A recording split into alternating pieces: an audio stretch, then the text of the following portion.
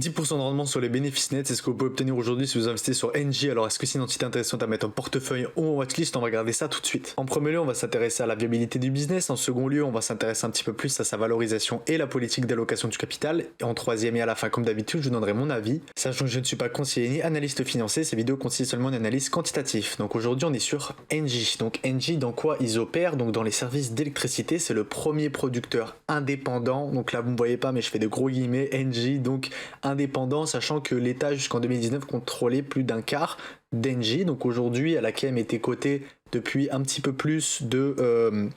si on regarde depuis qu'on est coté, ça fait quand même un certain moment, hein. Elle est cotée depuis 2005. Voilà, donc on voit quand même que donc jusqu'à un certain moment, jusqu'à 2011, on a eu l'Arène. Vous avez eu complètement donc une entreprise qui est donc sur une pente baissière, donc on va dire assez long terme. Et aujourd'hui, elle a peut-être cassé à ce niveau-là. Donc on l'a vu en 2022 avec la chute des prix d'électricité. Et ensuite, on a eu une augmentation à ce niveau-là. Maintenant, les prix d'électricité, d'où est-ce qu'ils sont fixés, etc. Donc ça, c'est des questions qu'il faut se poser évidemment. L'État français est jusqu'à nouvel ordre et jusqu'à un certain moment lui-même acteur du prix duquel à peu près l'électricité va être vendue. On voit quand même que depuis 2020, 2021, 2022, on a eu des augmentations de prix complètement faramineuses.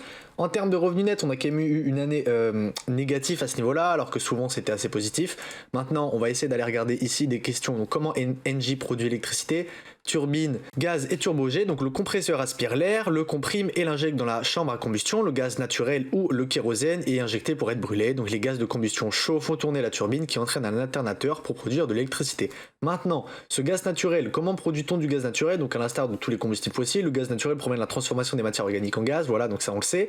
Maintenant, d'où vient le gaz naturel utilisé en France? Donc en 2020, la production de gaz naturel en France était faible. Elle vaut environ pour 0,4% du total utilisé. Donc maintenant, on sait que c'est une entreprise qui est donc un price taker. Elle est dépendante des prix, donc des fluctuations du marché. Donc ça, de toute façon, on le savait déjà, mais à ce niveau-là, mais on sait aussi que elle n'est pas producteur de gaz naturel, c'est-à-dire qu'elle utilise du gaz naturel pour aller produire de l'électricité elle-même, mais cette électricité-là, donc, n'est pas créée par Engie. Donc elle n'est pas allée forer du gaz naturel, elle n'est pas allée chercher du kérosène. Et donc à ce niveau-là, on va quand même être donc sur un price taker. Donc évidemment, entre le revenu total et le revenu net, on va avoir une énorme différence. Maintenant, on est sur donc une vue d'ensemble à 37 milliards de capitalisation, un rendement du dividende à 9% en moyenne. Donc on va aller regarder le compte de résultat avec le revenu total, donc qui augmente ou pas. Ça va pas nous intéresser parce qu'on sait qu'elle est extrêmement dépendante donc des coûts des marchandises.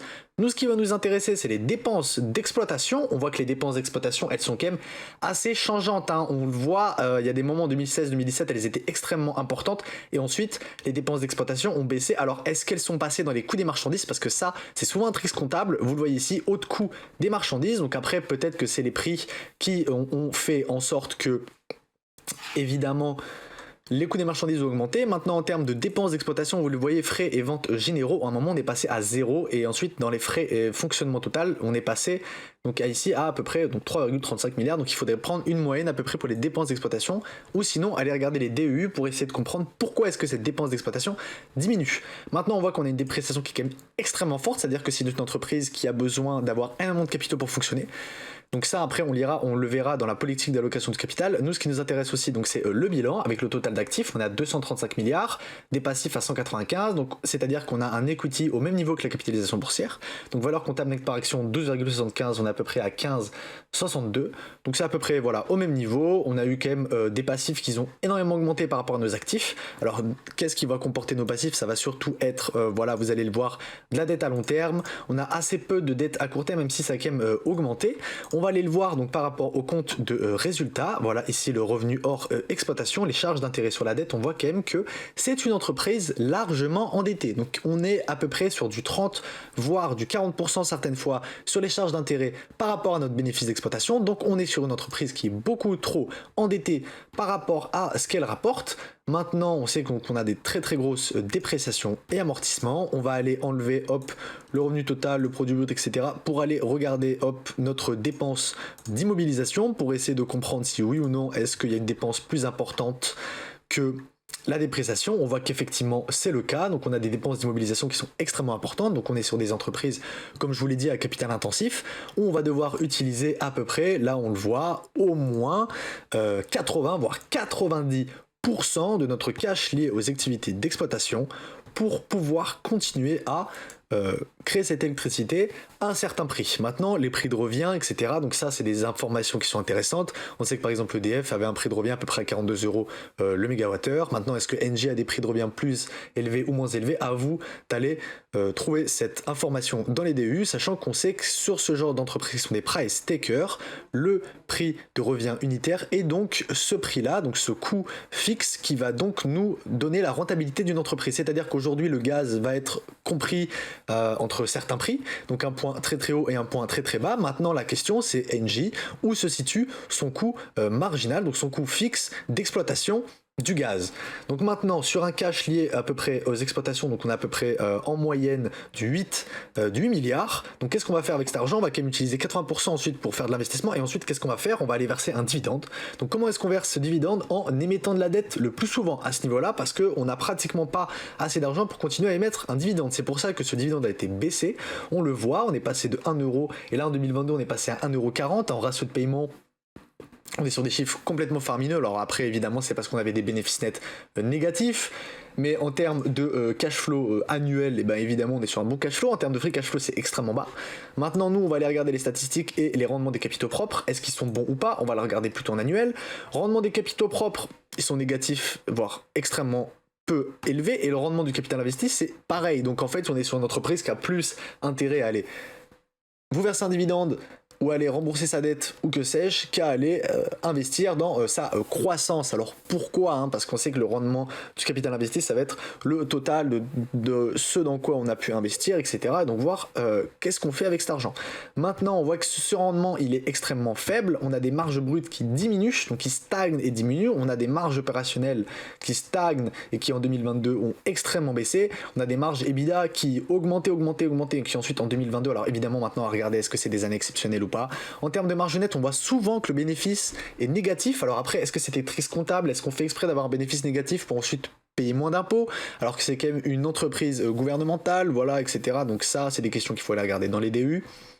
Maintenant, en termes de bénéfices, est-ce qu'ils pensent qu'on aurait une augmentation des bénéfices ou pas? Apparemment, on aurait une stagnation, voire une baisse tendancielle donc des bénéfices par rapport à 2022 et 2023. Alors là, on a eu énormément d'argent étant donné qu'on est price taker. Je vous le rappelle, donc le chiffre d'affaires ne représente pas forcément, sachant qu'on s'en rappelle bien, la métrique du chiffre d'affaires, c'est le volume fois le prix. Donc peut-être que les prix ont énormément augmenté et que les volumes ont stagné, voire peut-être baissé. Apparemment, si on a un décroissement de l'activité, c'est que sûrement que les volumes vont baisser et que les prix vont suivre également. Voilà, alors après peut-être que si les prix baissent, on aura une augmentation du volume, etc. Donc ça, c'est des questions un peu plus macroéconomiques auxquelles on pourrait représenter. Maintenant, vous voyez qu'il y a quand même énormément d'activités. Donc Global Energy Sale, Supply Chain, Énergie Solutions, Thermal, Network, Renouvelable, Nucléaire, autres. Donc on est quand même sur énormément de termes de puissance. Donc on voit qu'à un moment, voilà, on avait quand même... Bon, en tout cas, c'est toujours en euros. Et donc on voit que Global Energy Sale, ça va être surtout sur quoi on va faire notre chiffre d'affaires. Maintenant, peut-être qu'on va avoir... d'achat d'entreprise. On voit qu'effectivement ça peut être le cas à certains moments. On voit qu'aussi effectivement on a pas mal de ventes d'actifs immobilisés, donc c'est, je ne pense pas des ventes d'entreprise, mais en tout cas achat acquisition et vente d'acquisition. Alors peut-être que c'est aussi des tristes comptables, etc. Le mieux c'est d'aller écouter vos conférences call. En tout cas, ça a l'air d'être une entreprise pas forcément extrêmement bien gérée. Si vous l'achetez, c'est pour le rendement du dividende. Est-ce que ce dividende est safe, oui ou non? Ça n'a pas l'air d'être forcément le cas. Aujourd'hui, on a une très grosse dette. Cette dette va possiblement continuer de s'accroître. On est sur une entreprise. Donc même si aujourd'hui on a eu des années extrêmement bonnes, on est quand même sur une entreprise lourdement endettée. Donc voilà, il faut faire extrêmement attention. On est sur du cash qui, même si on l'utilise aujourd'hui, ça nous rapporte rien. Donc on a plus d'intérêt à aller mettre ce cash sur des obligations d'État. Limite, allez, voilà, ça me choquerait pas de voir que dans le bilan de Engie, il y ait possiblement des obligations de l'État français ou que sais-je, parce que à ce niveau-là, on voit que le rendement du capital investi et donc le rendement des capitaux propres est extrêmement faible. On a des marges qui stagnent ou qui diminuent, on a des marges opérationnelles qui stagnent ou qui diminuent. Potentiellement, ce sont des tricks comptables. Allez regarder vos rapports financiers. En tout cas, en termes maintenant de statistiques, donc je sais qu'il va falloir faire extrêmement attention parce qu'on a des années où on va extrêmement bien se porter, on a des années où on va très mal se porter. Là, vous voyez qu'on avait un ratio court-bénéfice à 231. Ratio flux de trésorerie en moyenne, il se situe entre 3 et 4. C'est-à-dire qu'on est sur une entreprise qui n'augmente pas de manière extraordinaire. On a un total d'actions qui continue de monter, ça c'est tout à fait normal étant donné que voilà, on émet de la dette, on va émettre des actions, donc on est sur une entreprise qui a assez de mal quand même à s'autofinancer. Voilà, limite, il va falloir faire la valorisation à ce niveau-là. Par contre, non, ce qui m'intéresserait, ce serait aussi de regarder quand même les EBITDA. Donc, est-ce que les EBITDA en moyenne augmentent ou pas? On va le regarder en termes annuels.